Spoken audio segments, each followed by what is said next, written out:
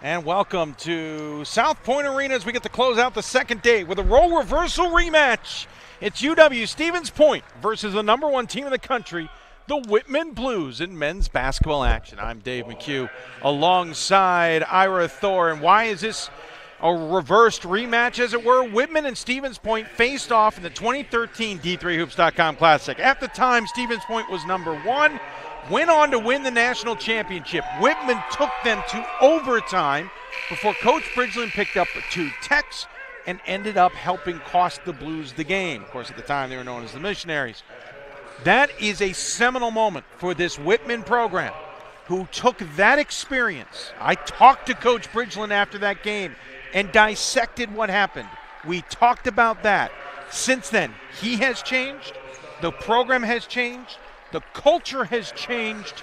They nearly went undefeated to a national championship last year, losing the semifinals to eventual champion Babson. They now hold the longest regular season win streak in Division III in both genders, thanks to Tulsa losing today. And now they're the number one team. Stevens Point is the unranked team. We meet again in South Point Arena. I'm Dave McHugh alongside Ira Thor. This is going to be a great game. What a storyline, and Dave just set that up perfectly. Whitman has the high expectations on its shoulders this year that Stevens Point in years past was accustomed to. Can Whitman be that team that goes wire to wire undefeated this season? Number one unanimously since the preseason, and this is a chance for them to show that they are now that premier program in Division III. We saw them coming into the arena all dressed in shirts and ties. That's the culture, the way they present themselves. And they have put out a product on the floor this year that everyone else in Division III can look up to. Let's take a look at the starting lineups, and we're going to start with the away team in this game, and it is the Pointers. For the Pointers, a little bit of a change, and we'll get to it. Number 3, MJ Delmore, this 5'10 senior guard from Wisconsin Dells. Starting, number 5, Coco Songalo, a 6'1 junior from Madison, Wisconsin. Nate Dodge, number 13, the 6'3 junior guard from East Troy, Wisconsin.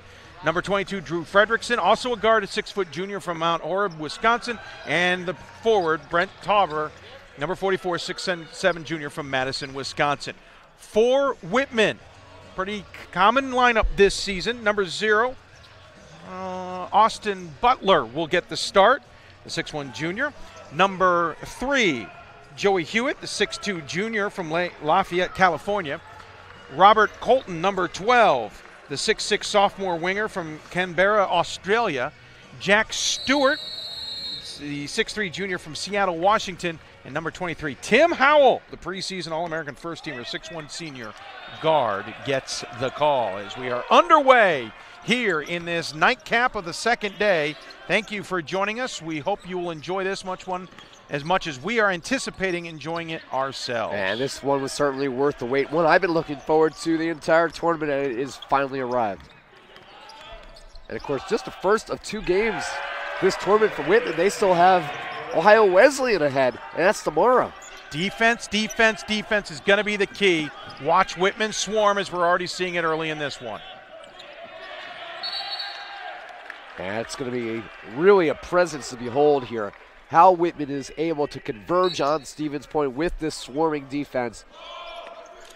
Truly Whitman, a riddle to solve. In their white uniforms with dark blue numbers and yellow trim moving left to right. It is Pointers in their black road uniforms with yellow numbers and blue trim moving left to right. Purple, I apologize, on the well, you're colorblind, though. On that trim, not blue, purple. I should know that. I got it in front of me, and I know Stevens Point are a purple squad. MJ Delmore hits his first shot of 3, and Stevens Point starts the early lead 3-2 as we're underway. Kick into the corner, shot on the way, and that one is good for Mr. Joey Hewitt. Whitman coming in, averaging 107.6 points a game, 4th best in the country. What a block this season. What a block there by Colton, staying with the play. Whitman also 14th best in the country in rebounding as he got a player control foul called at 45.5 rebounds a game, and 33rd best free shooting at 49%. Second lowest turnovers committed by the team at 15.8.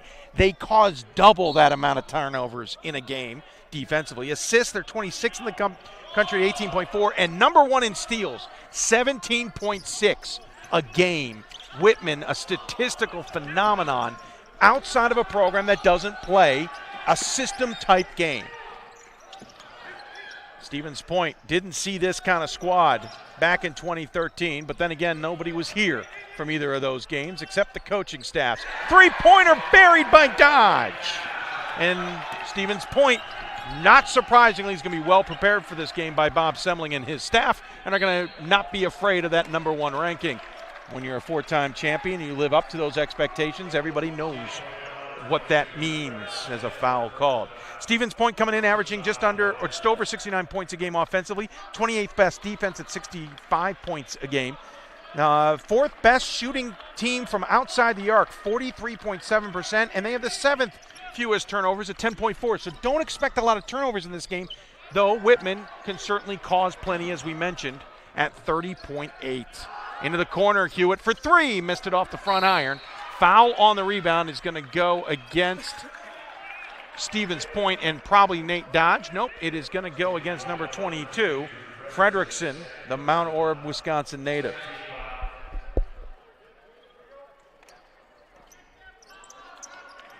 Game 5 of the day, game 10 of the tournament. We still got a third day. Whitman playing their first game of the event.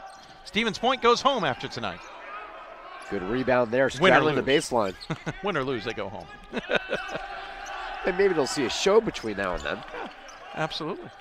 Hewitt will drive off the glass with the left hand, and Whitman regains the lead. And great control of his body there, going to the left side. The entire defense is in the front court. Yep, that exactly what you told me was going to happen. Back First time court, I've seen Whitman in person.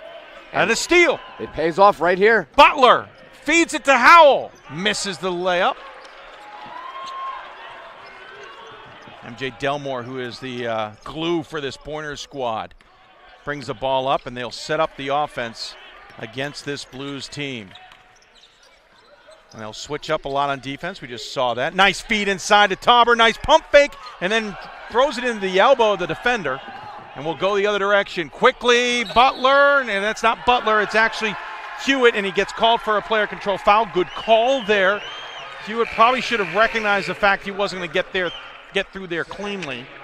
For the Pointers coming in, Aaron Knetz, the 5'11 sophomore from Chippewa Falls, Wisconsin, and the line change, 3 players in for Whitman. And not uncommon for Whitman. They'll bring in a lot, including Cedric Jacob Jones, who had a huge weekend, or was a huge part of their run to the Final Four, the 6'2 Phoenix, Arizona junior. Enters the game along with 2 others. We'll get you those in a moment. To be able to play at this pace and have that energy level throughout 40 minutes, they're going to have to play, Dave, with deep in their bench a little bit. They have to have those guys that they can count on to give them big minutes. Ball out of bounds will remain with the Pointers. 11 seconds on the shot clock. Trevor Osborne, the Anchorage, Alaska native, the 6'2 winger, is into the game. And there was a third that entered. Oh, there he is, number 4, Darnay Duckett, the 5'11 freshman guard from Oakland, California. And he averages 12 points a game off the bench. Pushing the pace, forcing the issue, and laying it up, but missing it was Garrett Nelson, the Beaver Dam, Wisconsin native, entered the game. And it's back to the Blues. Butler drives. Ends up in the corner, 3 on the way, missed by Stewart. Stewart, one of those, if you forget about him, he will hurt you.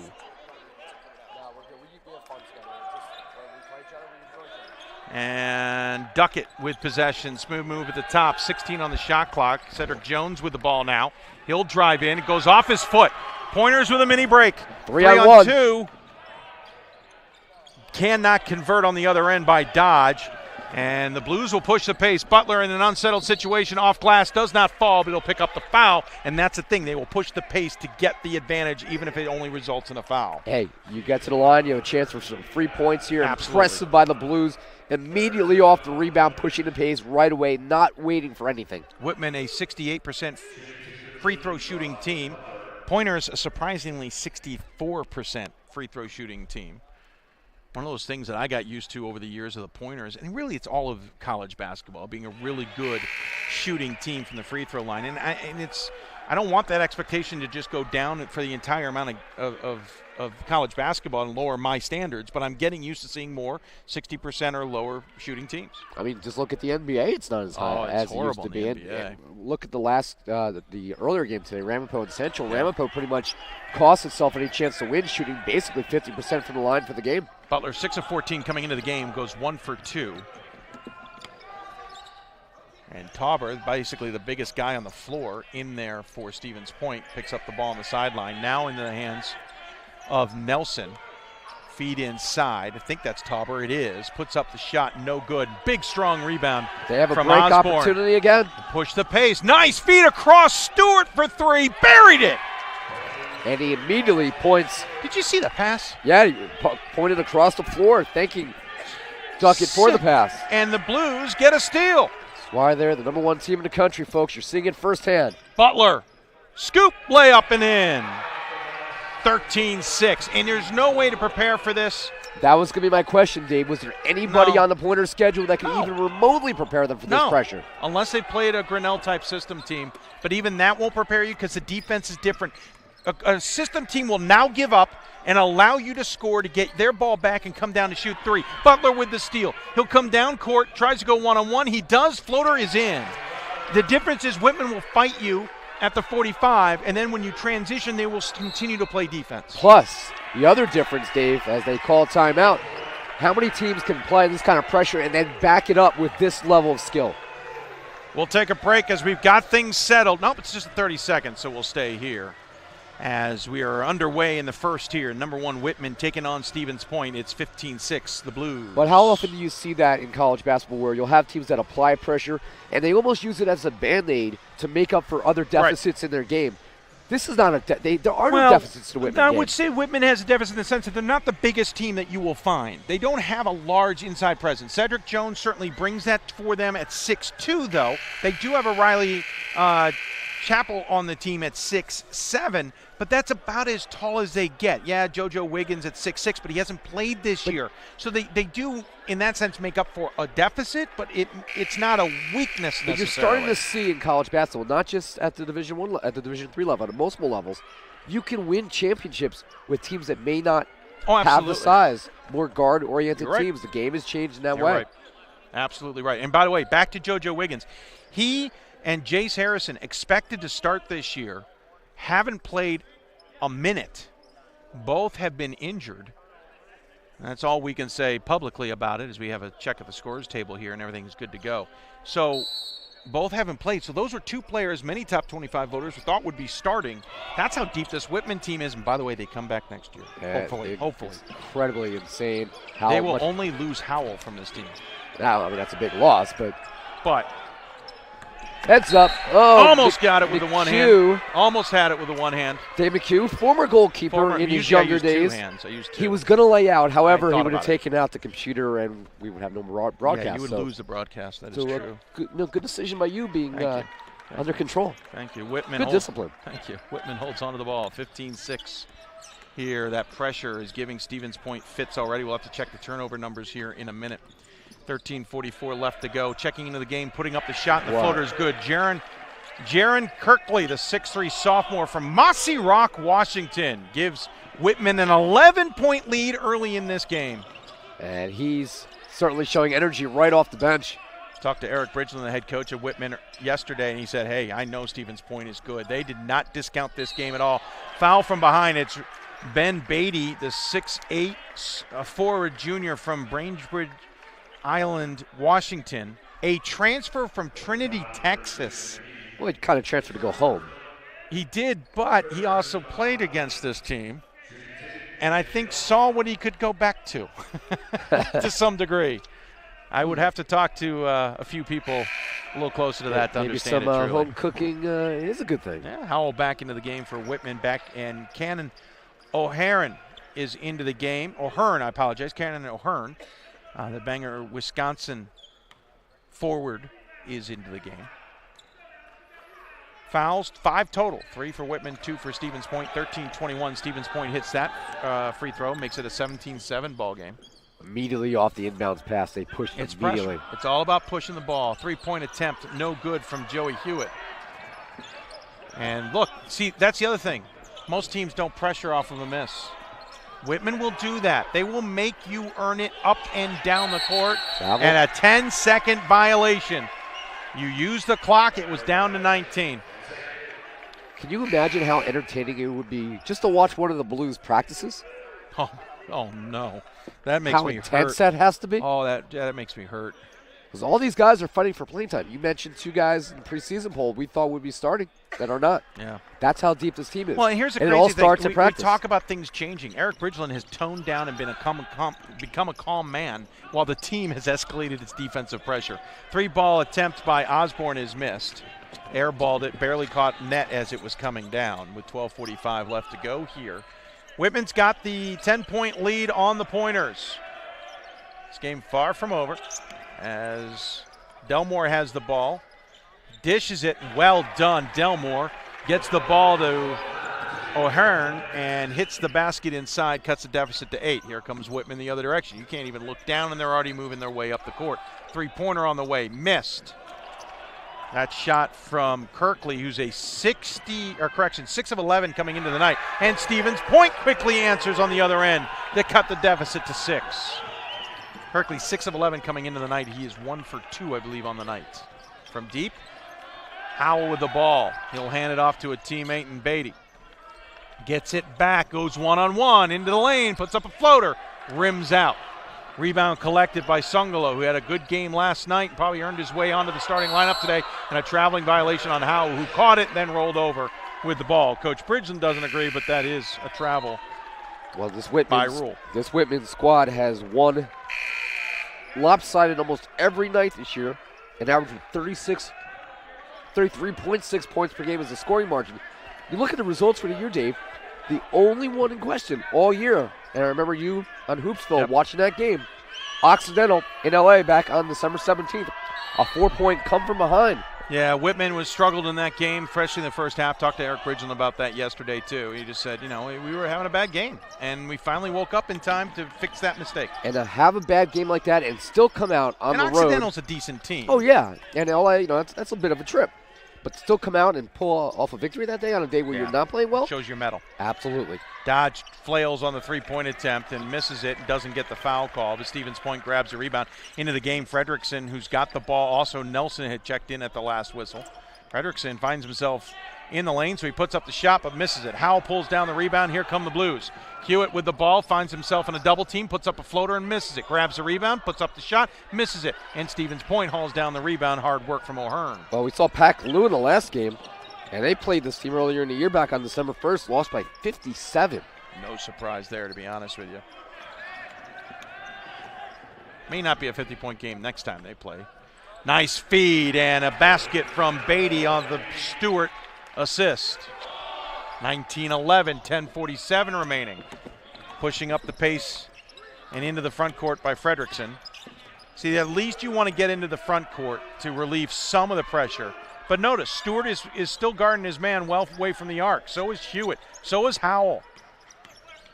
They aren't as aggressive as they are in the backcourt. Long jumper from Delmore is missed. Delmore got fouled in that too, was not called. Scoop shot from Howell is good. Back to a 10-point lead for Whitman. And timeout called by Bob Semling. And Delmore comes to the sideline tired. He calls timeout. And he's going to use his last 30-second timeout. He'll go, changes it to a full. You know what? My gut tells me, why don't we take one as well? We'll take a break, come back. You're watching D3Hoops.com Classic. Number 1, Whitman versus Stevens Point, and the Blues have a 10-point lead. The love of the game. But for those of us who are Division III student athletes, it's more than that. A lot more. Sure, the game is important. But as we work so hard to build both mind and body, it's more about team. That is why NCAA Division III teamed up with Special Olympics. And in giving the gift of sport to those for whom it seemed an impossible dream, we are working to make this a better world. Help us keep that dream alive. You can make a difference. Division III allows you to give yourself to other things. having that free time allows me to pursue the things that I want to pursue. Division III athletics affords students the opportunity to, engage in the other interests in their campus and in their lives outside of that sport. It allows you to just be able to do everything you want to do. I wouldn't change it for the world.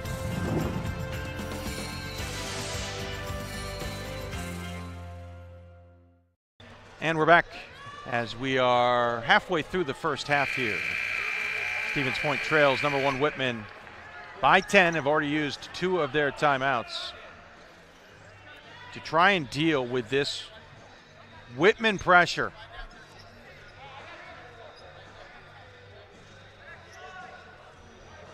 The Stevens Point squad who faced Whitman, as we mentioned, in the 2013 D3Hoops.com Classic and went on to win the national championship that year. Not to try and dwell on it, but that is also one of the years in question under a long-going NCAA investigation into the Pointers men's basketball program for illegal practices. That is one of the seasons that has been there, but we will try not to dwell on that in this broadcast. That is ongoing. Not much to report about it until it's done. Three-pointer by Dodge. That'll help Stevens Point.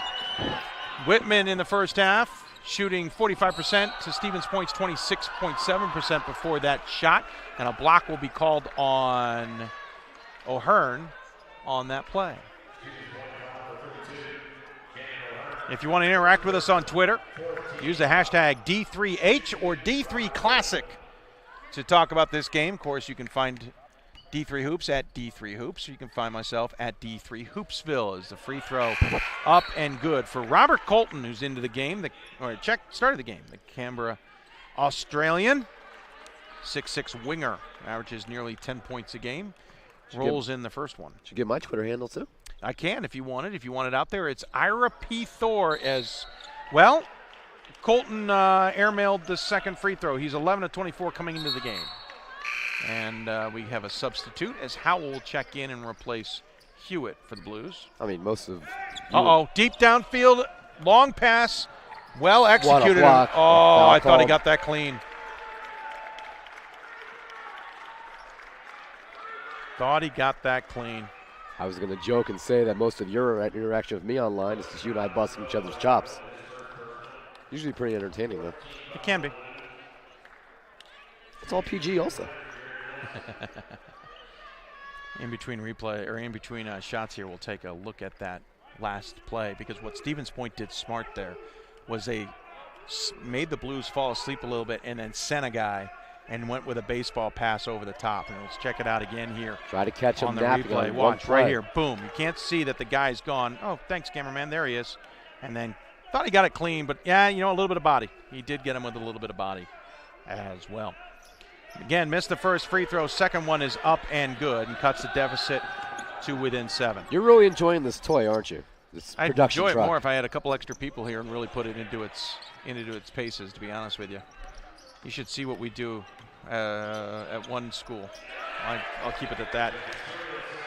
As Whitman gets 2 more points from Stewart and extends the lead to 24-15.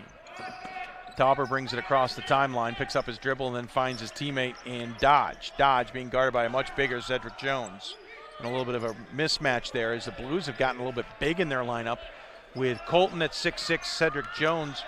Jacob Jones, he's listed at 6'2" on my roster. I may have that wrong. I think he's taller than 6'2". Oh, no, he might be listed correctly, actually, now that I look at him. He stood next to Butler, who's 6'1", and they're about the same height.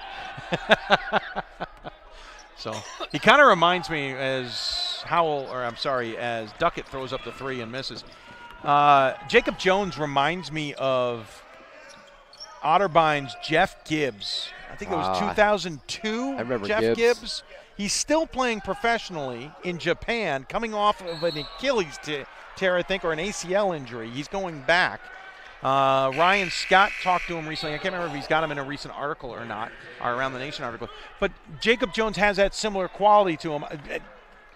Gibbs is on another level. Let's just be honest. He had a 20-plus points and 20-plus rebounds in the championship game that year for Otterbein.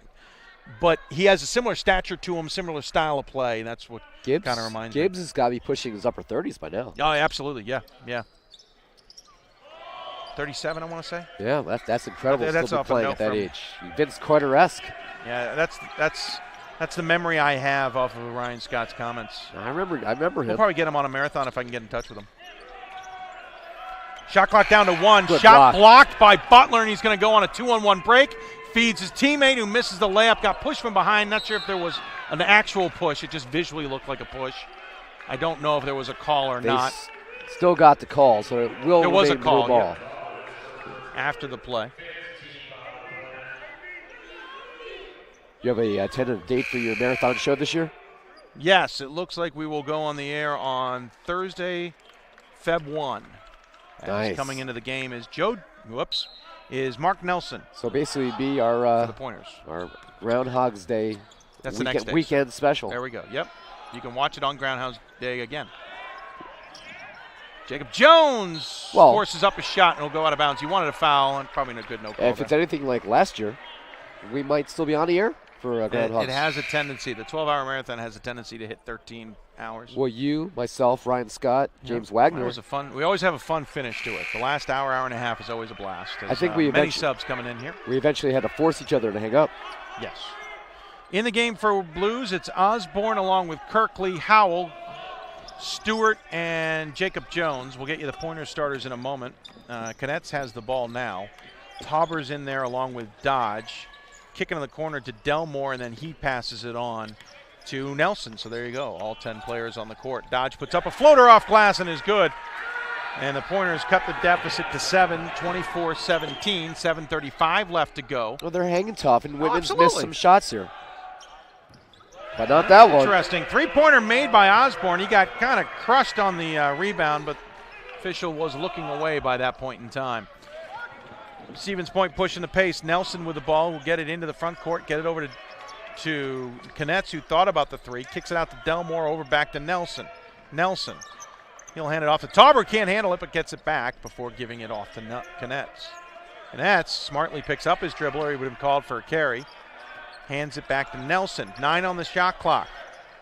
Nelson dumps it off to Knetz, who shot. Well, the ball went out of bounds, basically. Not sure how that happened.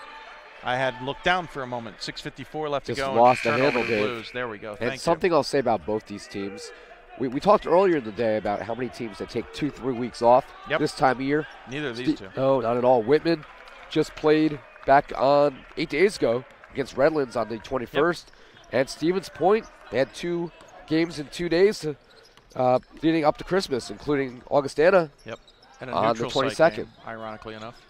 So both these teams kept themselves relatively fresh heading into the holiday break. This is the third top 13 or 14 team that Stevens Point's seeing in 4 games. And they're going to see a lot more once they get in the conference play. And well, one of them is a conference opponent, and they'll see more. That conference is loaded this year, though ironically, Stevens Point not one of those top 25 ranked teams, as Stevens Point forces Whitman to turn it over. 10-point lead for the Blues, but the Pointers have the ball. Delmore with possession. Gets it to Dodge. Nice break there and gets it off to Nelson, who drives the hole, but lost a handle on his steps out own. of bounds. Yep. 6:17 left to go here in the first half. 10-point lead for Whitman. Howell on the floor along with Kirkley. Also Hewitt, Beatty, and Osborne. Correction. Yes, Osborne. I was right. Howell's going to do it himself. Scoop shot somehow falls.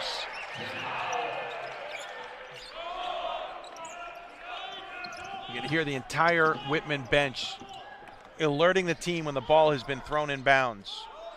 Dodge for 3. Nothing but net.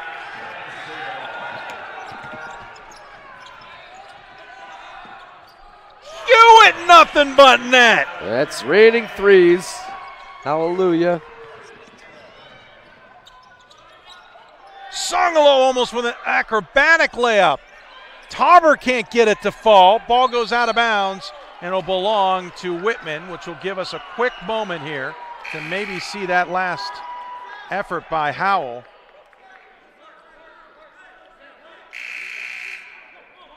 And check it out again. Howell, check out this little under action play. Hello. a little bit of English as well. Substitution during that replay. Caden O'Hearn checks back in for the Pointers. 5:18 left to go. Whitman with the ball and a 12-point lead on the Pointers. Kicking in the corner, Osborne 3 on the way. Nothing, back iron. Oops, that's a little too aggressive there. As Hewitt came down with a rebound, it's funny because Fredrickson immediately turned and goes, "It wasn't me." I think it was, son. He came across the arms a little too hard. 6-team foul for Stevens Point, so Whitman will go to the line for the bonus. Third foul for Fredrickson. That's why he was trying to claim it wasn't him. Colton back into the game for Whitman. Fredrickson's out. I believe coming in was Brandon Spray. The first time we've seen him in this game, the 6'6" sophomore forward from Prairie du Sac, Wisconsin. So Whitman will have the one-on-one opportunity coming up. Player control foul. They're going to call an illegal screen on Colton, who just checked in. I believe they're having maybe a reasonable time breakfast in Australia for the Colton family. I believe it's breakfast time there in Canberra. I know that because one of the teams I call games from has a daughter. Well, there's a player on the team from Australia, and I know they have an early breakfast while watching those games on the East Coast at about this time. We used to have a women's soccer player from the Queensland, Australia area, and it was actually kind of fun to tweet back and forth with the family while they're watching the game the following day. Yeah, what was great? Well, they watched live because the next last Christmas no, it was holiday, the following day there while the game was happening. Right. Well, what was crazy is as Stevens Point turns it over, I last Christmas was calling the game, got a tap on the shoulder. It was the family they were visiting, and they wanted to thank everybody for the broadcast because it gets a chance for them to watch. You've heard of breakfast at Wimbledon. This is breakfast in Australia. Listen, for families that are far away from the action, this is how they are able to keep up with what's going on. They can't be into the corner 3, Dodge missed. Osborne hauls in the rebound. Whitman continues to lead by 12. 4:20 left to go. Hewitt hesitation, dumps it off, and then blocked out of bounds and saved by Delmore. He got the block and the save, but Whitman holds on to the ball. Osborne, not denied, will go for the 3, misses it. Rebound fought for and collected by Colton, who's fouled on the shot. David, absolutely amazes me how much MJ Delmore gets out of his 5'10" frame. Hi, guys. Yeah, it's our good friend Wags watching in. We just said his name before. Hi, Wags. And Ben, we appreciate your comments about our efforts here. Want to thank Blue Frame Technologies for their production truck software, giving us the opportunity to broadcast these games. And, of course, Sport Tours for their assistance in providing camera operator, at least on the basic level. And, of course, we have Pat Coleman, Ira Thor, and myself on hand to call these games. I want to thank Southwest Airlines baggage folks for not destroying my bags with 90 pounds of gear in it and clothes. But trust me, the gear is more than the clothes. Missed both free throws, does Colton, who is, as we said, 11 for 24 coming in and is 1 for 4 on the night. Into the corner, nice head fake. That's a 3. May had a toe on the line, doesn't matter, he missed it. Colton with the rebound, puts it up, off glass. That one falls, and it's a 14-point lead. And Whitman now starting to push it.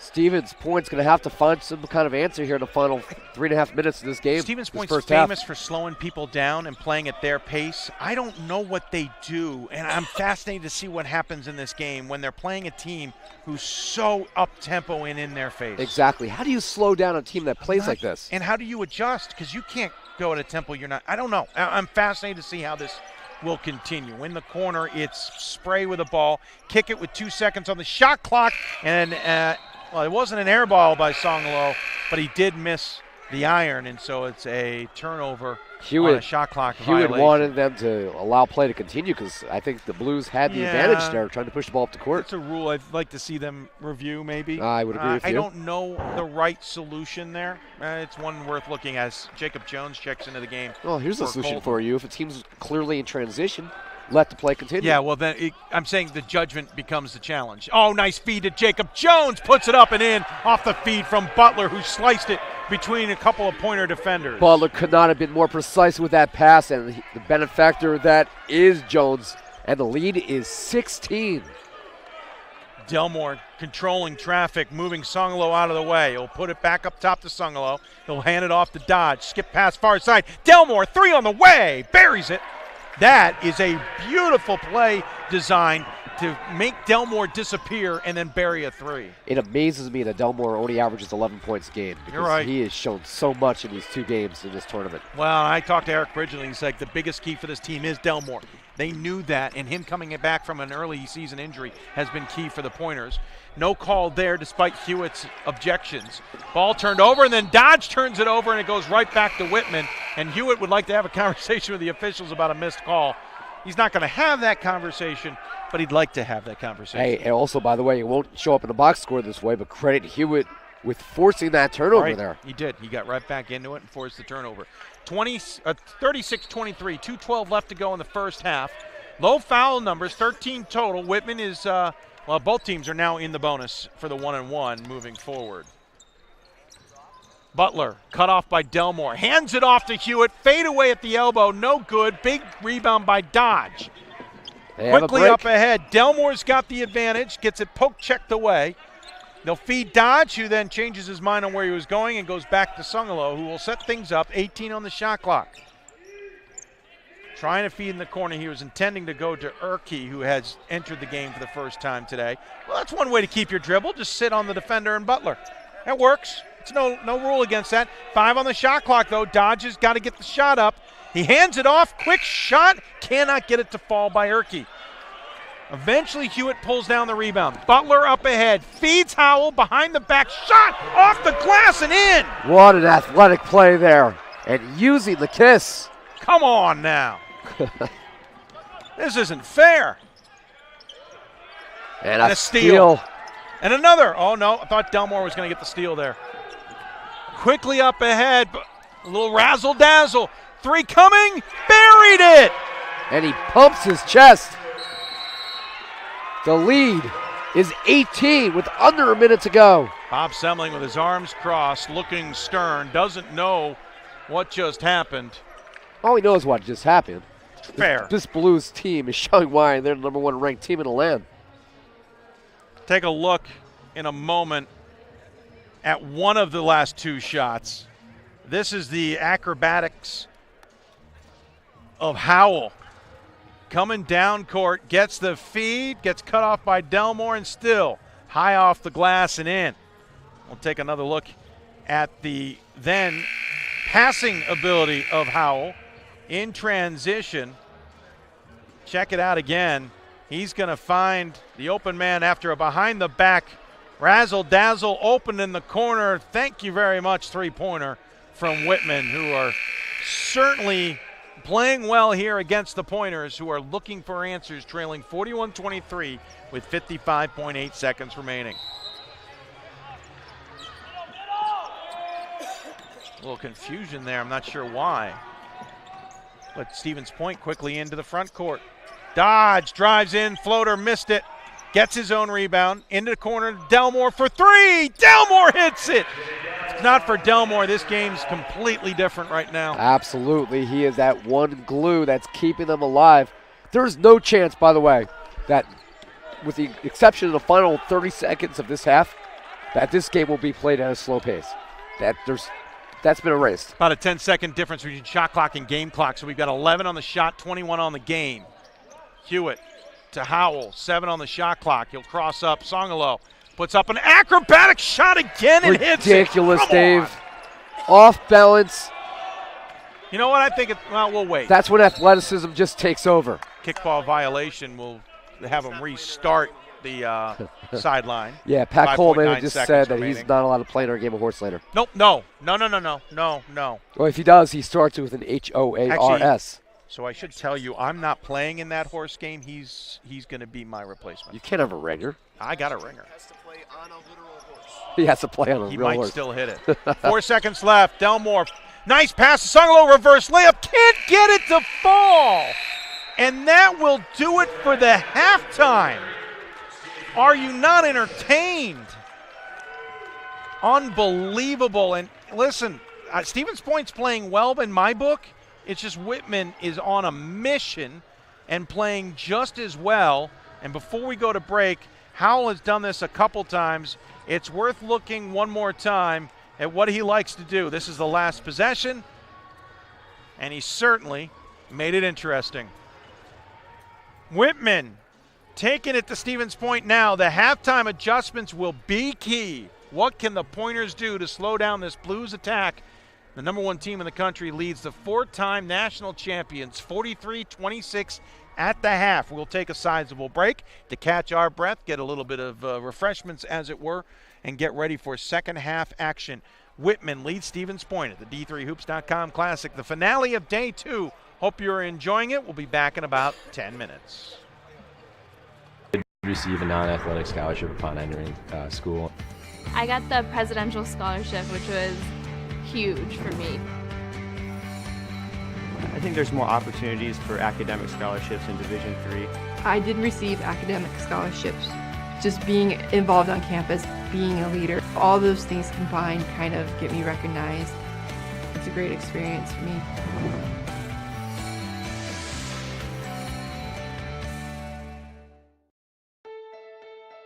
For the love of the game. That's what it's all about, they say.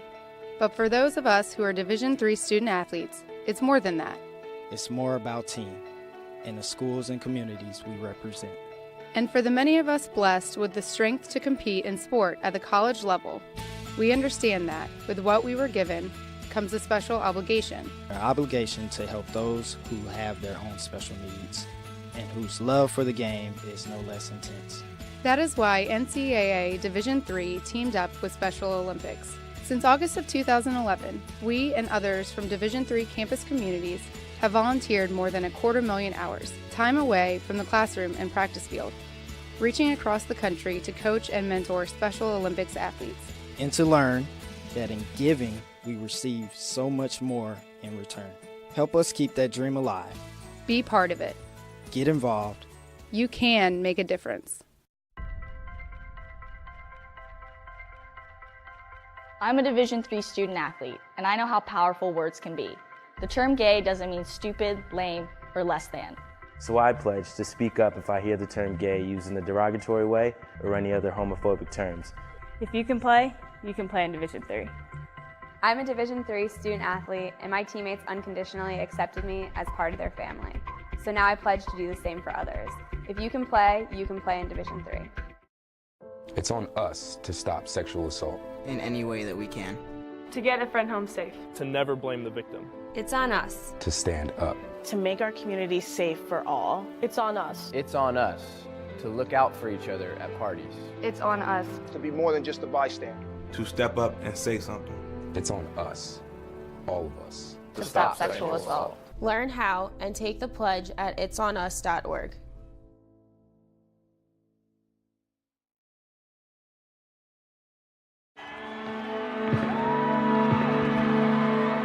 Great moments are born from great opportunity. That's what you have here tonight. That's what you've earned here tonight. This is your time. Now go out there and take it.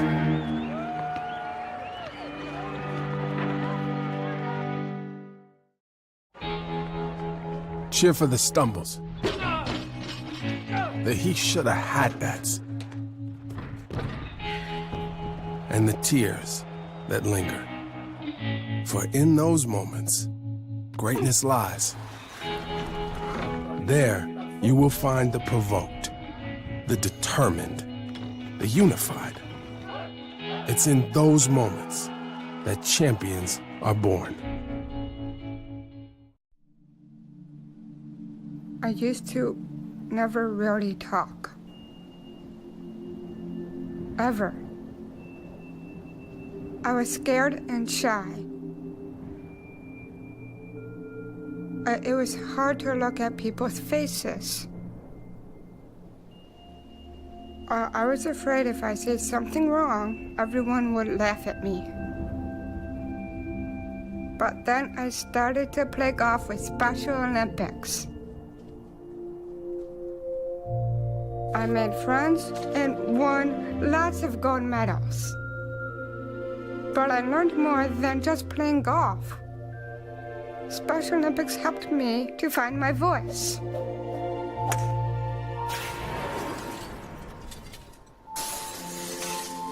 And now everyone else is speechless. Division III allows you to give yourself to other things. Having that free time allows me to pursue the things that I want to pursue. Division III athletics affords students the opportunity to, engage in the other interests in their campus and in their lives outside of that sport. It allows you to just be able to do everything you want to do. I wouldn't change it for the world.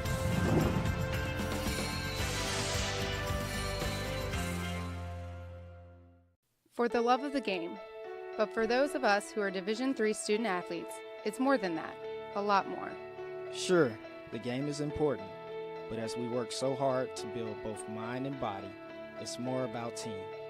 That is why NCAA Division III teamed up with Special Olympics, and in giving the gift of sport to those for whom it seemed an impossible dream, we are working to make this a better world. Help us keep that dream alive. You can make a difference. I'm a Division III student athlete, and I know how powerful words can be.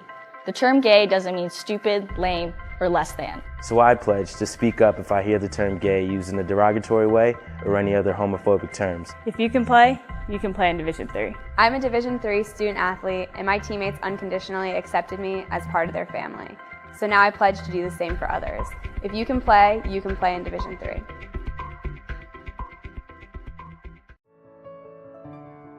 This is our It's On Us pledge. It's on us to make a personal commitment to help keep all people safe from sexual assault, regardless of race, gender, sexual orientation, or ability. Not to be bystanders to the problem, but to be leaders of the solution. We invite you to join us in this campaign by informing your campuses about the It's On Us mission.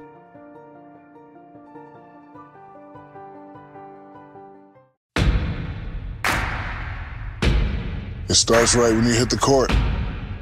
You imagine your finest moment. The game-winning shot that gets you to the dance. A monster dunk or no-look pass, and cutting down the net.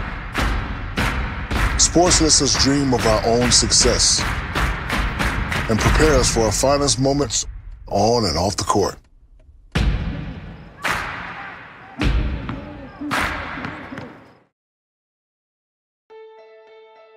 For the love of the game. That's what it's all about, they say. But for those of us who are Division III student athletes, it's more than that. It's more about team and the schools and communities we represent. And for the many of us blessed with the strength to compete in sport at the college level, we understand that with what we were given comes a special obligation. Our obligation to help those who have their own special needs and whose love for the game is no less intense. That is why NCAA Division III teamed up with Special Olympics. Since August of 2011, we and others from Division III campus communities have volunteered more than 250,000 hours, time away from the classroom and practice field, reaching across the country to coach and mentor Special Olympics athletes. And to learn that in giving, we receive so much more in return. Help us keep that dream alive.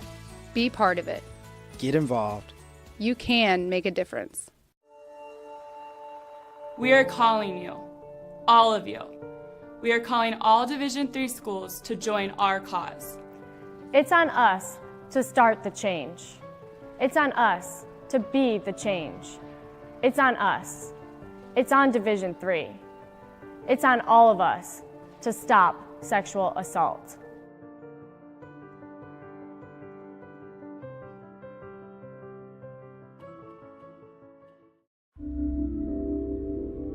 This is why we love sports.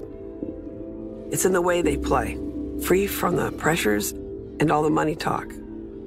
Playing for simply the love of the game, where everyone has a shot at their definition of success on and off the field. This is what we love about sports, and what we can still love about college sports.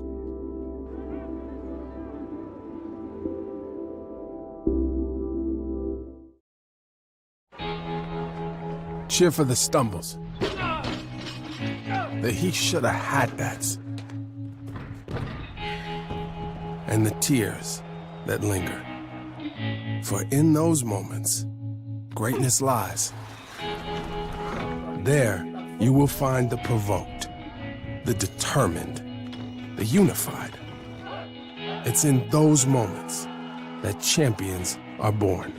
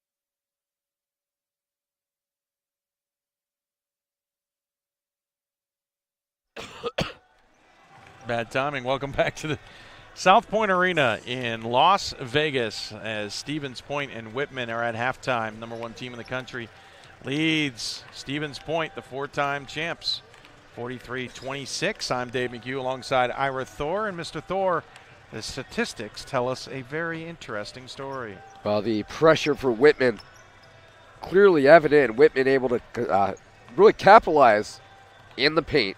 In transition mostly, 22-4 is the margin in that really telling category.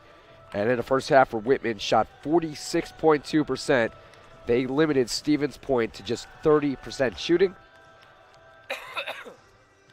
And we take a look at the stats for Whitman.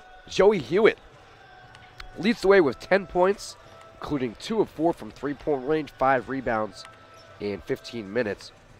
Tim Howell really has done a good job as the All-American has helped control this Blue squad. 8 points, 2 assists, 3 boards in 14 minutes. Austin Butler, 5 points, 4 boards, 3 assists, and 2 steals. Jack Stewart has added 8 points.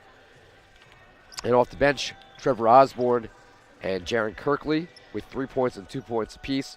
Also 2 points apiece from Ben Beatty and Cedric Jacob Jones. Whitman shot 5 of 15 from three-point range in the first half. For the Pointers, well, it's really been the 2 players have done most of the scoring, as Nate Dodge and MJ Delmore have combined for 21 of the 26 points. Dodge with 11 points, 3 assists. He's 3 of 7 from three-point range in 18 minutes. Delmore, 10 points in 16 minutes. 3 of 4 from the field, all from three-point range. However, 12 turnovers for Stevens Point, and much of that can be attributed to that swarming defense that the Blues portrayed in that first half. Whitman only committed 7 turnovers themselves. Stevens Point, when they got free, was deadly from three-point range. 6 of 13, and they have scored 18 of their 26 points from beyond the arc. So that's a look at our first half stats here at the South Point Arena in Las Vegas. Now, what would you do if you're Stevens Point to change this? Can you think of anything? I really don't know what else you can do. You know, this is the first time I've seen a team like this in person ever. Now, we've seen some really strong defenses in the past, but how many of them can also then turn that play into transition and score, and do so with such precision? I don't see too many flaws. You talked about the size. Whitman might not be the biggest team in the country, but I don't see too many flaws in their game. Yeah, everybody can have an off night. And in the NCAA tournament, Dave, one bad night, your season's over. But over the course of a 25-game regular season, this team might be unbeatable. Fair point, but we'll see. Conference will be tough, that is for sure. as we get ready for second half action here, as they will inbound the ball right in front of our broadcast position as we get ready for the second half. 4 timeouts remaining for Stevens Point. There are full allotment for Whitman as we get going here. And underway. He's Ira Thor. I'm Dave McHugh. Pat Coleman alongside Larry Radloff, our photographer, as we are ready to close out the second day here with 20 more minutes of action here in men's basketball. And Whitman starts right how they finished. Nice feed to Colton from Stewart. We should mention who's out there on the floor, shall we? For Stevens Point, and Sungalo is out there with Dodge along with Fredrickson. Of course, Delmore is the glue, the point guard, and Tauber, the starting 5 for the second half for the Pointers. We'll get you the Blues in a moment, as it is 45-26. Delmore inside, misses it short, and then fights for the rebound and will draw the foul. Starting in the second half for the Blues, it is Butler, Hewitt, Howell, Colton, and did I mention Stewart? I believe Stewart out there for the 5.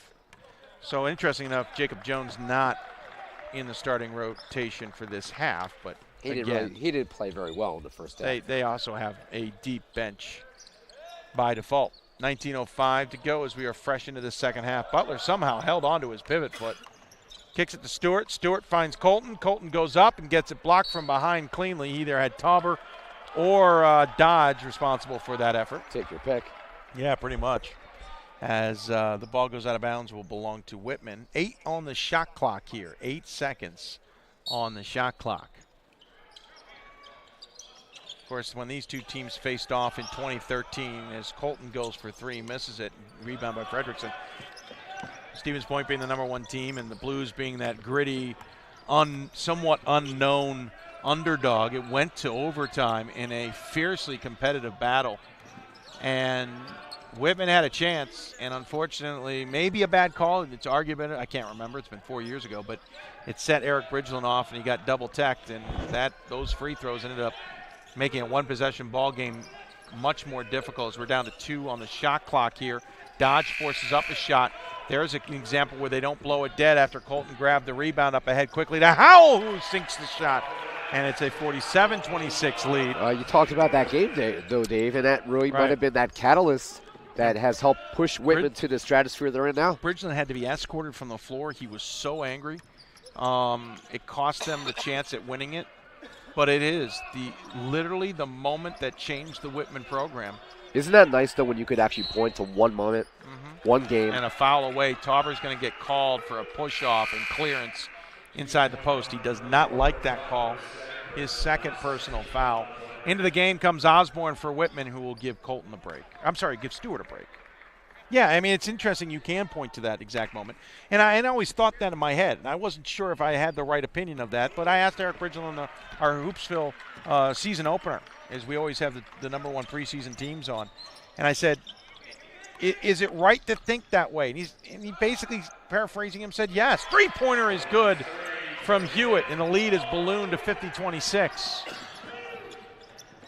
It wasn't a pretty moment, to be honest with you. It wasn't the best moment for Blues, but it was worthy of note, as it were. Well, you know what? Stevens Point gets the run Sometimes at a those fall. moments are the ones are the darker moments in a team's history, and absolutely. as their journey continues, you can point back to those moments as that catalyst.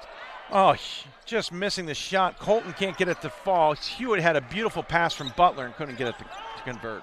I mean, quite frankly, that's another example of how sports really portrays the way real life is. Nice steal by Hewitt up ahead. Colton thought about the slam and just completely missed the entire shot. He wanted the dunk, and he couldn't put it down. He didn't even get the layup. 16:45 remaining as we continue here.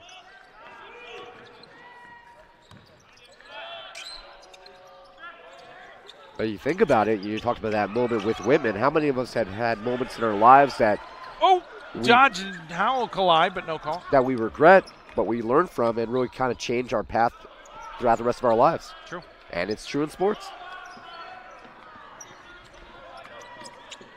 Interesting kind of back and forth as Butler picks Delmore's pocket. Delmore looking for a call. Looked like it was pretty clean, and Butler slams it home as an exclamation point.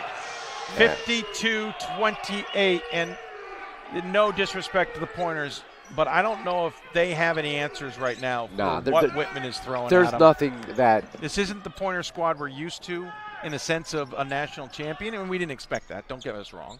But they're also facing a team that's just on a different level as Tauber hits a shot inside, lead 22. Well, trust me, they're going to learn a lot of this, though, moving forward into the WIAC. Well, this brings up the obvious question, I would think. How would this Whitman squad do against that #1 ranked Stevens Point team? Well, that's a fascinating point of view. That's, wow. You're going to make me do mental gymnastics over that one. Yeah, so Stevens Point had a lot of size, a lot of wing, great shooting, solid defensive team. Not that most Pointers aren't defensive. I'm almost too bad you're seeing this game because the Pointers are so good at defense. And Pat points out, really balanced team. That's a great question, Ira. That one's going to take a little more than this game for me to think through. Wow. And some video games now you could do that where you can compare they haven't taken teams from different eras, but we haven't got to that point in Not D3 hoops yet. Quickly up ahead, and laying it in for two is Cannon O'Hearn, who is into the game. We will reset the floor here because there was a lot of subs while we were chatting about the what-ifs as in the game now. I have a great idea for Pat's next business venture. Missed it on the three by Stewart. Stevens Point picks up the rebound, and Nelson's bringing it up the court. Now they skip it over to O'Hearn. Well, I mean, we have Madden 2018, so next year Coleman, we need Coleman 2019, and you get to compare teams from different eras. You go find out how we can put that together without any money. Wait, we're not getting paid for this? It's called a Pandora's box. 14:45 left. Kick into the corner. Three on the way is good as Stevens Point's fighting. Nelson with the three. Cuts the deficit. Kick out. Top of the key. Jacob Jones thought about it. Still thinking about it. He's 2 of 9 from deep. Takes it in and off glass! Somersault to the floor. The big man doing his best impersonation of the guard, Tim Howell. 14:18 left to go, and the lead back. My system won't sometimes take my clicks. 54-35, back to 19. By the way, Pat, if you do come up with a way to come up with Coleman 19, I get 10% for the idea. Wow, 10% of nothing is 14 minutes left, 9 on the shot clock. Three-pointer, Nelson's hit 2. 2 in a row for Nelson. So I'm trying to get the reset of the teams here, but these teams aren't giving me a moment to do it. As Pointers have. Oh, Osborne with the pick. The pace is nonstop, Dave. Oh, timeout. Thank you, gentlemen. But of course, they're going to sub out 90% of their guys here. It's a full timeout. We're going to take it with them. You're watching the D3Hoops.com Classic from South Point Arena, and it is the Pointers down to the Blues, 54-39 back after this. Receive a non-athletic scholarship upon entering school. I got the presidential scholarship. Did receive a non-athletic scholarship upon entering school. I got the presidential scholarship, which was huge for me. I think there's more opportunities for academic scholarships in Division III. I did receive academic scholarships. Just being involved on campus, being a leader, all those things combined kind of get me recognized. It's a great experience for me.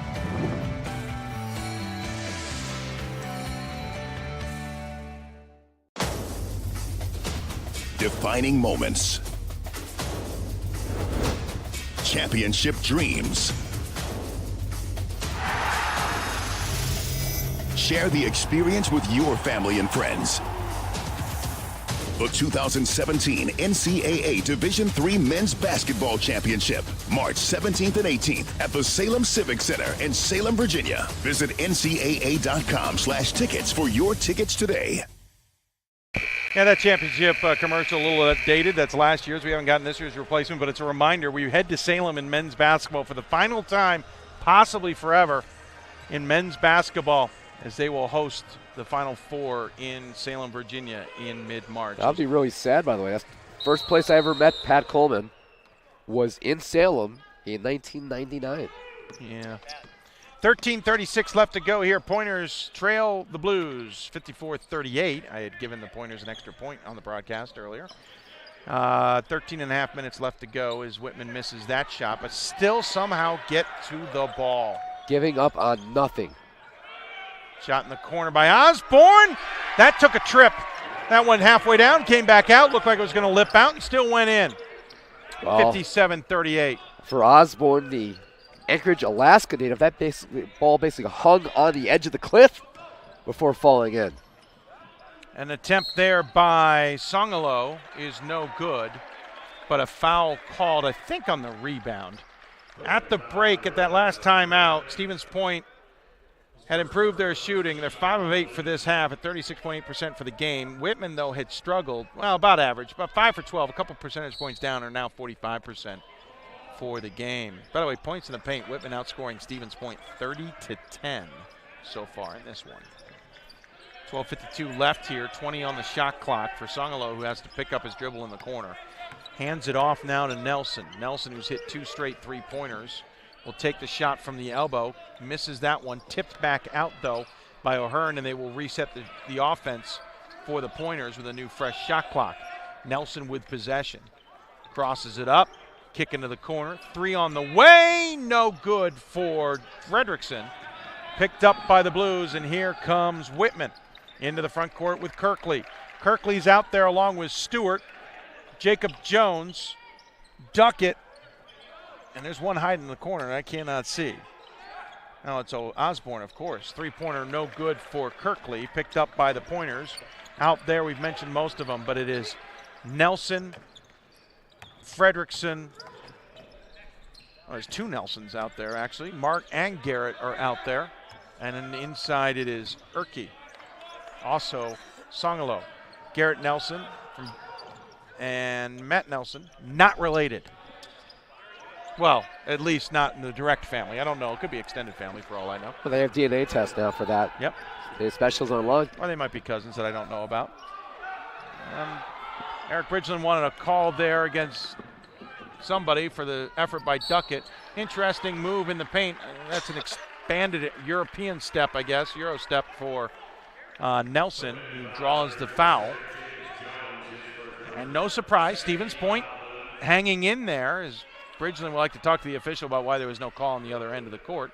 In the meantime, Nelson will go to the line. He's a perfect 4 for 4 coming into the weekend from the free throw line. Of course, they've already played one game, but Mark Nelson today hasn't been to the line, so he's getting his first free throws. Shot up. Swishes it home.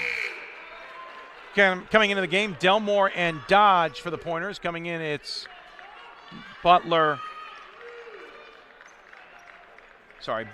Howell, and Beatty for Whitman. One more free throw coming here as we have a little bit of a delay, and Eric Nelson now asking a number of officials about the call. He didn't get his answer from one. He's asking the other. He's got one more, but he wasn't involved. We got 3 guys to choose from. Yep, unless you're in the NBA last night, or one of the officials pulled up lame in warm-ups. I don't know how you're warming up if you pull up lame, but he did. They had to play the game with 2 officials, though I joked technically had a third because the players certainly know the calls, don't they? Oh, every call they know what it should be, or at least they think so. Air ball, Osborne the rebound. Howell missed that 3 bad. He wants it back, shoots it from the wing instead. He's getting closer, back iron. And maybe the next shot will be nothing but net. Nice one-handed pass, reverse layup. Delmore hits Nelson, who hits the shot. And cuts it to 16. The zip on the pass from Delmore. My. I like watching. It's too bad Delmore's a senior. Though someone might tell me he's got a year that I don't know about waiting. That usually happens. The guard up at Husson. A little inside baseball story. We weren't considering him necessarily for the preseason All-American team. Then someone said, oh, he's got a 5th year. Oh, then we better find a hole. Sometimes you don't realize that they have a year coming.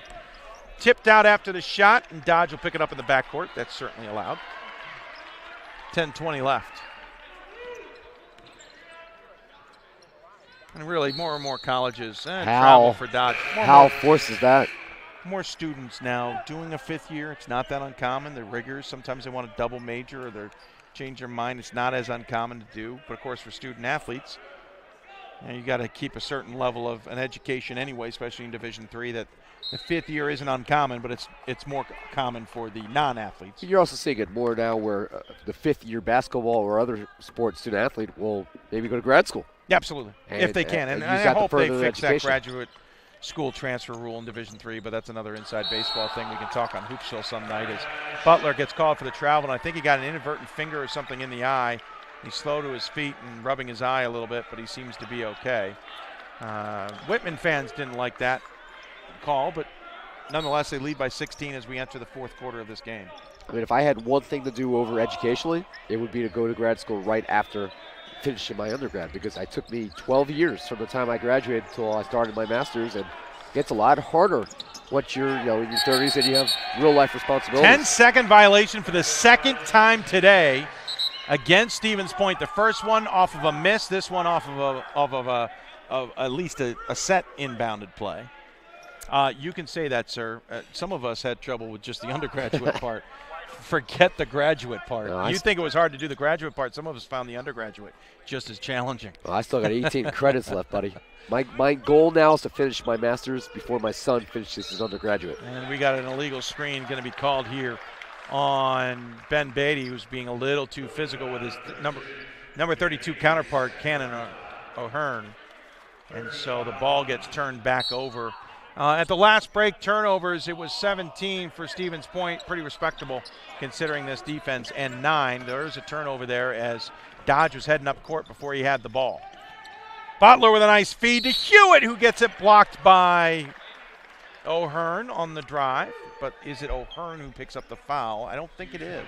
We're going to give it to Nelson. Mark Nelson picks up his first. He had a foul. He fouled him before O'Hearn got there. And so going to the line will be Hewitt, an 88% free throw shooter. Is 15th best in the country in total steals at 26 entering tonight. And sinks the first free throw so far tonight. Hewitt has added 2 steals to that tally. A couple subs for the Pointers. Delmore out there now with Spray. Also Fredrickson. It looks like, I think O'Hearn stayed in. Nope, Tauber replaced O'Hearn. And also on the floor for the Pointers is Mark Nelson. And now that full court press is it's 59-41. It's really a half court press because it's all in the front court. Nearly a steal by Stewart. And it's just really interesting watching during the press. They never turn their heads away from the play. Wherever they are on the court, it's like their head is on a swivel, Dave.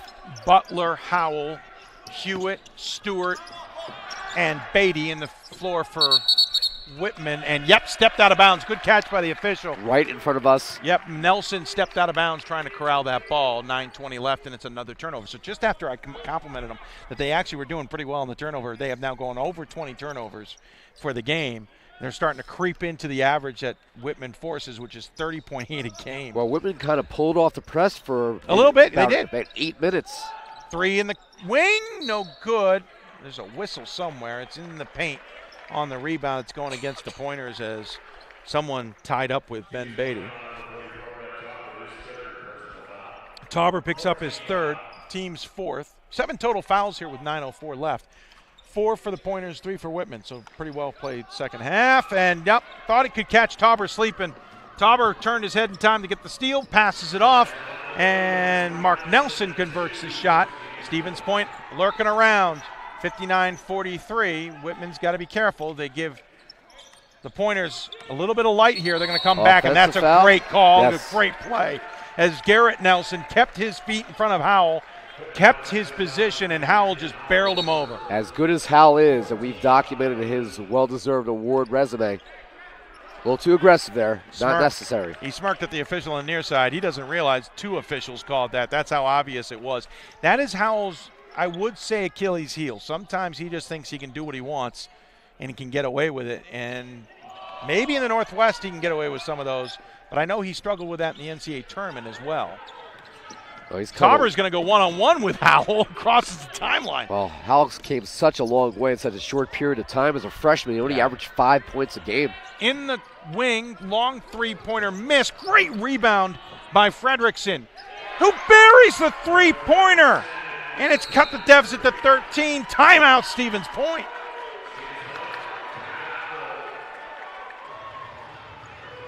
It's a 30, I believe. No, it's going to be a full, so we'll take it as well.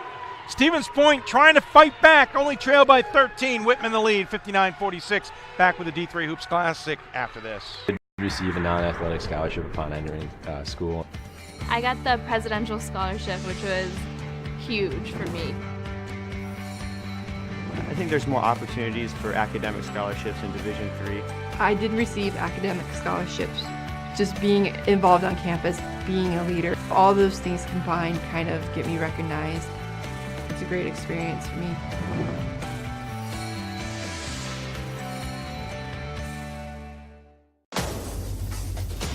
Defining moments. Championship dreams. Share the experience with your family and friends. The 2017 NCAA Division III Men's Basketball Championship, March 17th and 18th at the Salem Civic Center in Salem, Virginia. Visit ncaa.com/tickets for your tickets today. Welcome back. Whitman, 59-46 lead on Stevens Point, but it's been a lead by far more than that for Whitman in this game. They've led by 24 early in this second half, and the Stevens Point Pointers are trying to fight back. Points only led by 1. It was early in the first half with 18:57 left, though we have had 4 lead changes. But Whitman has cut this to within 13, and we'll see how this one plays out after Stevens Point calls their third timeout. They've got 3 remaining, Whitman with 5. I'm Dave McHugh. Alongside our Thor, Pat Coleman, also helping us out here at the D3Hoops.com Classic, the 10th game of the tournament, 15 in total. 5th game of today. We're wrapping things up here tonight with a rematch of a 2013 game where the roles were completely reversed. In that game, Stevens Point was the number 1 team. Went on to win the national championship despite an overtime thriller against this Whitman Blues squad. This time, it's Whitman who's the number 1 team taking on an underdog of, per se, Stevens Point squad, who is doggedly staying in this game. Howell met by Tauber, and they're going to call Tauber for the foul. Bob Semling doesn't agree. I thought it was a tremendous defensive effort by Tauber, but they're going to say he armbarred Howell as he went up. 5th team foul. I don't miss what foul that might be on Tauber. Howell will shoot 2. Heard a fan call for a bailout there. Shot falls. I think the one thing to keep in mind is if you feel that way that it was a bailout call to help as Tauber exits or Hearn checks in, remember Howell's just called for a player control foul. The officials don't view it the same way. If you think it's a bailout, he would have never been called for an offensive charge prior. 61-46 now. This officiating has been good the entire weekend. I can't say anything negative. The calls have been even. That's Absolutely. what you want from a full neutral site experience. Absolutely agree with you. O'Hearn tries to put it up against his number 32 counterpart in Beatty. That's been a fun battle to watch today. Misses it. Beatty behind the back as Whitman goes to the big man group with Jacob Jones out there as well. Howell with the floater from 5 feet. And just when we were saying that Stevens Point was coming back into it, the timeout might actually favor Whitman, even though it was a pointer timeout, and Dodge dragged his pivot foot. He looks at Coach Semling, and Semling just stares back at him like, what? Yeah, foul. Like, come on, son. Or not foul, but I got nothing for you. I like it when coaches do that sometimes. They just kind of look at the player like, you understand what you did? Okay. You're not getting any sympathy from me. Oh, that was a change of pace against Delmore, but Hewitt can't get it to fall. And he wanted that. He just couldn't get the English. Hewitt looked like he was going to pass it, and I think Delmore laid off a second and gave Hewitt the opening. 7:10 left to go. And a thriller. By the way, Whitman's got a heck of a game tomorrow. Blocked by Butler coming out of Delmore's hands. It's a one-on-one. Butler finishes. That's a highlight reel. That's incredible. The patience to wait for the right shot and to avoid a potential offensive foul, which is really your only hope there if you're Stevens Point, is trying to bait them into a charge on the fast break. What a beautiful play by Austin Butler, and I think we're going to see it again. Well, we'll see in a bit. I noticed they were about to inbound it. Yes, you see a head in our clock, by the way, folks. The only way to get the shot. Unfortunately, Dodge was in the middle of the camera shot. We will see that play in a bit when we get the opportunity. 65-46, I apologize. I neglected to give Whitman 2 points. I thought I had. A little quirk with the system. Well, we were so I put it excited about the play. Didn't accept it. What a play there by Mr. Garrett Nelson. The Nelson boys have been putting on a display here today, too. Colton, who's back into the game with the ball. They've gone to the big lineup. They got Colton out there with Jacob Jones, though Beatty's out now. Colton had replaced him. Jacob Jones picks it up. He finds Hewitt. Hewitt puts up a floater. That does not fall. The tip by Butler does not go. And Delmore, the smallest guy on the floor, hauls in the rebound. Dodge brings it across the timeline. Semi-no-look pass into the corner. Backs out does Fredrickson. Into the corner, three on the way. Buries it, nothing but net. The pointers will not go away. Trail by 14, less than 6 to play. Still a pretty sizable deficit, especially against the number 1 ranked team in the country. But a couple shots here, a couple shots there. Never know. If Stevens Point can hang around, what could happen? Whitman's going to talk it over. And he's going to take a full timeout. We will take it as well. Stevens Point hanging around, making it interesting to say the least. We'll see what happens when we come back. You're watching the D3Hoops.com Classic from South Point Arena. It starts right when you hit the court. You imagine your finest moment. The game-winning shot that gets you to the dance, a monster dunk or no-look pass, and cutting down the net. Sports lets us dream of our own success and prepare us for our finest moments on and off the court.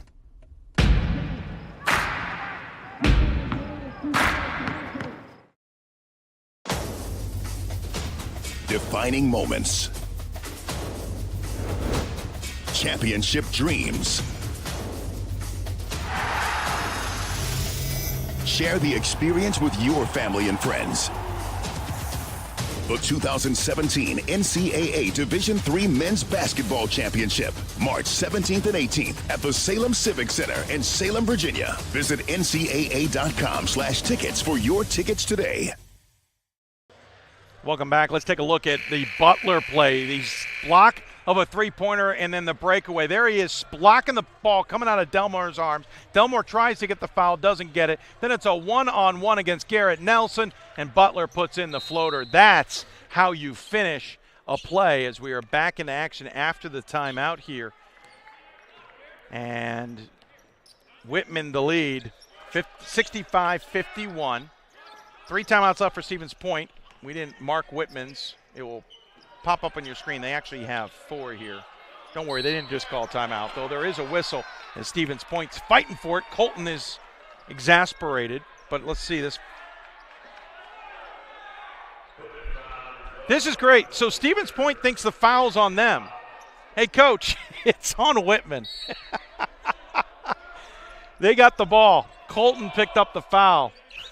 Great moment there. And sometimes that happens. You just don't realize where the foul is. That's all good. So Stevens Point, who trails by 14 here at the D3Hoops.com Classic against number 1 Whitman. Delmore pump fake the 3. Colton jumped at him. Delmore steps in and uses the glass, and plenty of iron to make that one fall. And the deficit is now 12.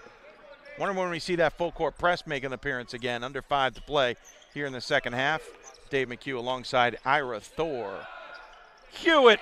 Oh, that's a difficult little shot. He got it to fall. Lead back out to 14. There's that pressure. It's being led by Butler and Howell up front. Hewitt and Stewart in the middle. And Colton playing the back on a 2-2-1. Though 2-2-1 isn't exactly a good description of it because it has some augmentations to it. But coaches could tell you better than I. Dodge keeps it from going out of bounds. Gets it to Delmore. 7 on the shot clock. Delmore wants to do it himself. Pump fake on Colton. Got nowhere. He's going to have to force it to Fredrickson. He's going to leave that short. Picked by off the rebound cleanly. And another non-stoppage by the officials. Up to Butler. Butler will kick it outside to Stewart. Stewart will get it off to Hewitt, and they'll slow things down. I was surprised they allowed that continuation because the play they stopped earlier, they were far more up the court. But that was basically called underneath the basket, Dave. Twice since then they have let that roll. Maybe they heard us. Yeah, maybe. David, your piece and that's an ill-advised foul by Butler, who hip checks Garrett Nelson out of bounds. They are secretly listening into the broadcast. It's funny, though. We do know the officials are watching these games after the fact. Yeah, one of them came to us and talked about it, didn't he? First game of the day. Said they were watching the game from the previous day. 3:54 left to go in Appreciated how we didn't throw the refs under the bus at all. Well, I'm not a fan of. You and I would never do that. Even if there's a bad call, there's a way to handle it, and I'm not a fan of those who don't know. Yeah, you and I would never do that. Let's throw each other under the bus. In the meantime, it is a one-on-one situation here for Stevens Point, and going to the line will be Garrett Nelson, who was 10 for 13 coming into the weekend, and at last check today, he has 1 for 2. 3:54 left. Free throws are going to be important for Stevens Point, who trail by 14, but Stevens Point hasn't been the best free throw shooting team this year. First one, though, is good. And again, I'm going to reset the timeout, so don't freak out on your screen, folks, as I didn't have the right amount of Stevens Point timeouts. They have 2 remaining. Whitman has 4. Stevens Point has committed 5 fouls. Whitman has committed 7. Both free throws are good. Cuts the deficit to 12. Coming back into the game is Sungalo, who will replace Garrett Nelson. Sungalo, Fredrickson, Delmore, Matt Nelson. So Garrett and Matt Nelson and Cannon O'Hearn on the floor for Stevens Point. And it's Butler, Howell, Osborne, Jacob Jones, and Hewitt on the floor for the Blues. 15 seconds on the shot clock. Howell has the ball, setting things up and looking at Coach Bridgeland, who calls out the play.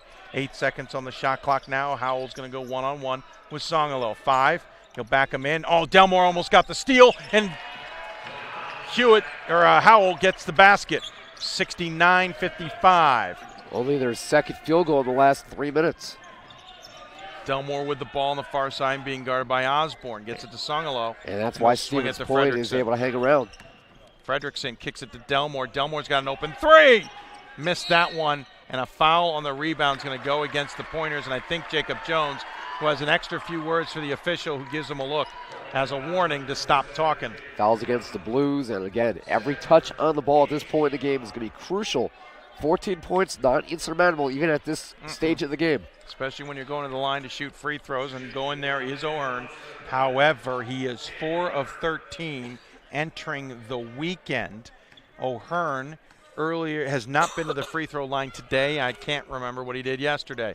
Hits the first one. That looked good. Cuts the deficit to 13. Whitman basically has had its way with every opponent this year, with the exception of the accidental game. You're right. Stevens Point, not one of those teams that's just going to wilt and go away. Our friend Ben Zimmerman watching the game counters your point by saying Whitman went 5-36 between field goals. Miss on the shot, and then they call Mark Nelson for the foul on the rebound. His second personal, team 6. So the next foul by Stevens Point will send Whitman to the free throw line for the bonus opportunity. Less than 3 to play, and Whitman's got a 13-point lead against a Pointer squad that just will not quit. Butler's got possession going up against Fredrickson. Kicks it to Hewitt. Hewitt hounds on the ball. Butler now has it to Osborne. 3 on the way. He gets bowled over and will go to the line for 3, as getting way too close to the shooter was Matt Nelson, who picks up his 3rd. Bob Semling goes all the way to the end of the bench, and I think he's more frustrated with his team, with his player, than he is with the call, because his player left no room and went right through the shooter. Oh, the call was obvious, had to be made. At this stage of the game, you can't give up 3 shots from the line. You got to go past him. You can't be going into him. Osborne has 3, and the first one rims out. But there's a big difference, Dave, between challenging the shot and trying to annihilate the shot. Right, and he tried to annihilate the shot. Osborne was 12 of 15 coming into the weekend. Today, I think this might be the first time we've seen him at the line. It is. and he has clanked 2 of them. The last one worse than the first. And if you were Scott Van Pelt, he'd be yelling at his teammates, don't give him any knucks, don't give him any love for that. Make him earn that handshake at the line. He is 0 for 2. He's got 1 more coming. This is going to start to look like a really smart foul. It looks like an ingenious What a foul. brilliant foul, Dave. That's what you do, right? Just the way it was chalked up. Dodge for 3, back iron, no good. Skying for the rebound, a bunch of players. Osborne with a block. Butler comes up with the ball, and then he gets his pocket picked by Dodge. Dodge. I think they got a timeout. I'm checking. Timeout? What is it? I think it's a timeout. Stevens Point does get the timeout. It'll be a full timeout. We'll take it as well. Unbelievable game. Despite what you think the score says, the Pointers are fighting back.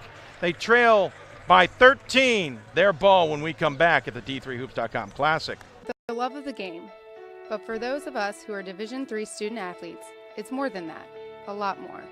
Sure, the game is important, but as we work so hard to build both mind and body, it's more about team. That is why NCAA Division III teamed up with Special Olympics. And in giving the gift of sport to those for whom it seemed an impossible dream, we are working to make this a better world. Help us keep that dream alive. You can make a difference. Division III allows you to give yourself to other things. Having that free time allows me to pursue the things that I want to pursue. Division III athletics affords students the opportunity to, engage in the other interests in the campus and in their lives outside of that sport. It allows you to just be able to do everything you want to do. I wouldn't change it for the world.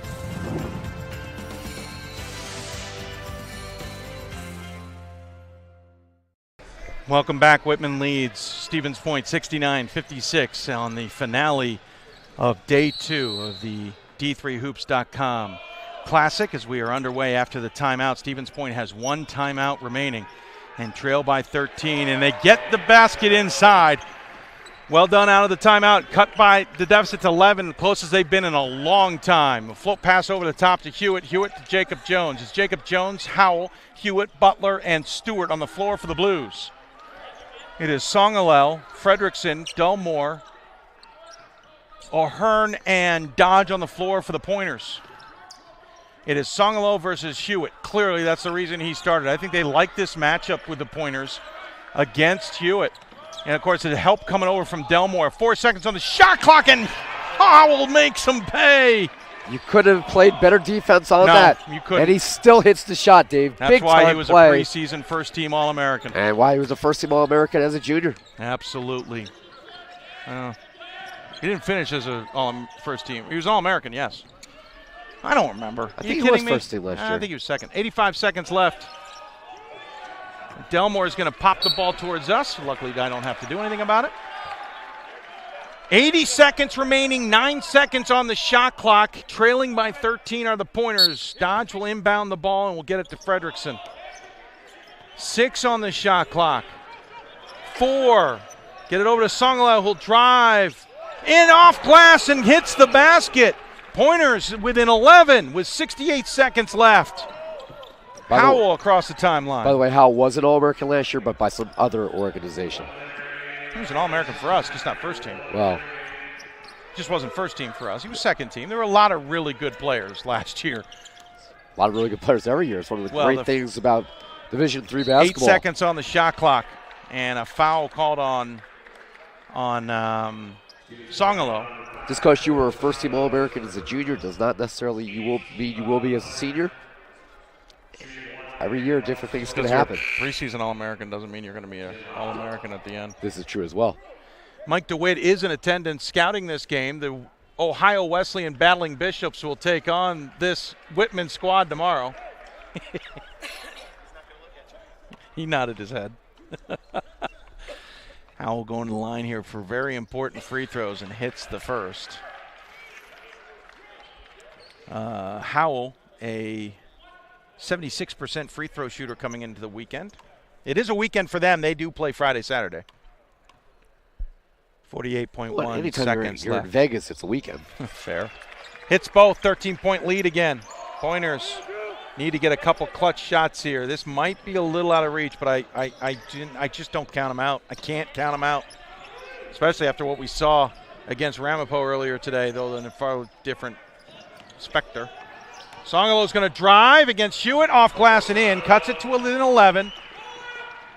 30 seconds left, and Butler will get fouled from behind by Garrett Nelson. Butler is the right choice if you are interested in maybe getting the ball back without any free throws killing you. Butler 1 for 2, coming in 6 of 14, so he is 7 of 16 on the season. Yeah, but with 30 seconds left, this is almost an impossible task. Oh, I agree. Stevens' point at this Yeah, point. at this point, they have too many to be opportunities. proud of the effort Oh, they've had please. today against this Whitman squad. They did not give up. It was a 22-point game and looking like it was going to get out of hand. And it was respectable throughout, and it was probably a shot or two away from, who knows, in the last 5-10 minutes, being a game that Stevens Point might have actually had a chance. Next foul by Stevens Point will be a double bonus situation as Butler hits both and leads back to 13. Garrett Nelson the scoop and cuts the deficit back to 11. Howell will get the ball, and he's going to face up against Dodge, who will foul him, not surprisingly. At some point, they're going to call this plan off, I suspect. 18.9 seconds left. You cannot hang your head if you're Bob Nelson. Sorry. Bob Semling. You cannot hang your head if you're a Pointer squad. This is a bit of a unsung group who is going through a heck of a part of their schedule right here as Howell hits the free throw. Third top 15 ranked team in 3 games with 1 more to come. They will get into WIAC play after this. I believe it's River Falls is their next opponent as Jacob Jones and Butler take a seat and in the game for the first time. Andrew Harvey, the 6'5 sophomore forward from Walla Walla, Washington, and also re-entering the game, Jaron Kirkley. You are right, by the way. They will take on River Falls on the road on January 3rd. Darnay Duckett quickly into the game to replace Howell, who converts on both free throws. They got 13. River Falls and Stout on the road, then right into the thick of league play, lacrosse. Eau Claire, Whitewater. Wow. Shot on the wing for Stevens Point, no good. Easily rebounded by Hewitt, and they will call off the Dogs. Whitman will escape this one. May not seem it on the scoreboard, but a hard-fought game for the Pointers. And Whitman will be happy that they escaped this as they win 77-64. Whitman improves to 10-0 on the season, while unfortunately, after a tremendous start for Stevens Point at 6-2, they will have now a 3-game losing streak and slip to 6-5. Stevens Point now done for the D3Hoops.com Classic for this season. Whitman has 1 more game tomorrow night against 14th ranked Ohio Wesleyan. Yeah, but this is an 0-2 trip that they can still hang their heads high because they gave 2 nationally ranked teams all they can really handle. And I think Stevens Point is showing that, yes, this is not the most talented team they've had. Nowhere near the level of the championship squads they've had in the past. But in what is going to be a dogfight in the WIAC this year, Dave, you know, they may not be in the championship picture, but they're going to be a team that is going to be a very difficult out on most nights.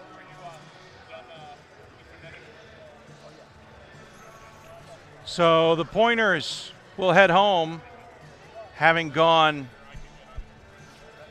0-2 here at the D3Hoops.com Classic. A little bit different than how it went for them last time in 2013. In the meantime, Whitman again has 1 more game against Ohio Wesleyan, and we will hopefully try and throw in some stats here if we can. I want to thank all of you who tuned in. We see the stats coming. We will get you those before we sign off for the day. Again, let's give you their schedule while we're waiting for that for tomorrow. It will start with women's action at 10 a.m. Pacific time, 1 o'clock Pacific, or 1 o'clock Eastern time. Hamlin versus UC Santa Cruz. Then it'll be UW Stout versus Occidental at 12 o'clock. And then it'll switch to the men. It'll be number 13 Wartburg versus Augsburg in the Berg game. And then it'll be Pacific Lutheran versus Central. And we'll finish up with 14th ranked Ohio Wesleyan versus number 1 ranked Whitman in a top 15 battle, the second of our tournament here this weekend.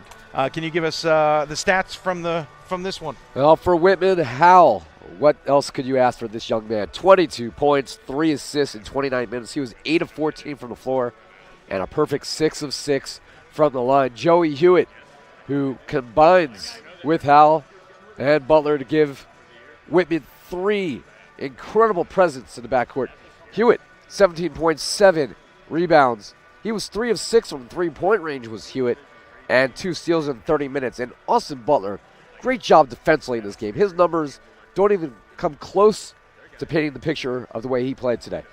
11 points, 6 rebounds, 3 assists, 3 blocks, 3 steals. He did a little bit of everything to help propel this Blues team to 10-0. Also, for Whitman, 8 points and 6 rebounds from Jack Stewart.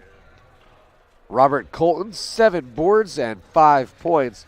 And off the bench, Trevor Osborne with 6 points and 4 rebounds, also 4 points from Cedric Jacobs-Jones. For the Pointers, really was the two-man show again. It was Delmore and Dodge. Delmore, 14 points, 5 of 9 overall, 3 of 6 from three-point land, 5 boards, 3 assists.